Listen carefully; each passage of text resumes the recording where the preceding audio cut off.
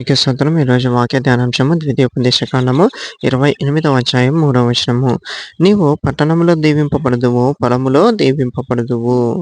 చూడండి, మనం దేవుని మాట విని దేవుని మార్గంలో నడిచినప్పుడు, అనేకుల్ని నడిపించినప్పుడు దేవుడు ఏం చేస్తాడు అంటే మనని పట్టణంలో దీవిస్తాడు. అంటే మన బిజినెస్‌లో కానీ, మన వృత్తిలో కానీ, మన వ్యాపారంలో కానీ, మనం చేసే జాబ్‌లో కానీ అన్ని విషయంలో కూడా దేవుడు దీవిస్తాడు.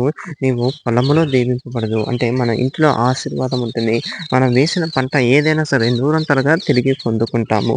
మనం ఆరోగ్యంతో నింపబడతాము, ఆశీర్వాదంతో నింపబడతాము, సమృద్ధితో ఉంటాము అని చెప్పి దేవుడు సెలవిస్తున్నాడు. చూడండి, మనకు సమృద్ధిగా ఉన్నప్పుడు మన సమృద్ధిలో నుంచి ఇతరులకు లేని వారకు, బీదలైన వారకు, అక్కరగా ఉన్నప్పుడు వారికి ఆహారం పెట్టేవారిగా ఉండాలి. దానికంటే ముందు మనము కొలతతో దేవునికి ఇచ్చే వర్గంగా ఉండాలి. యేసయ్యకి మహిమ కలుగును గాక.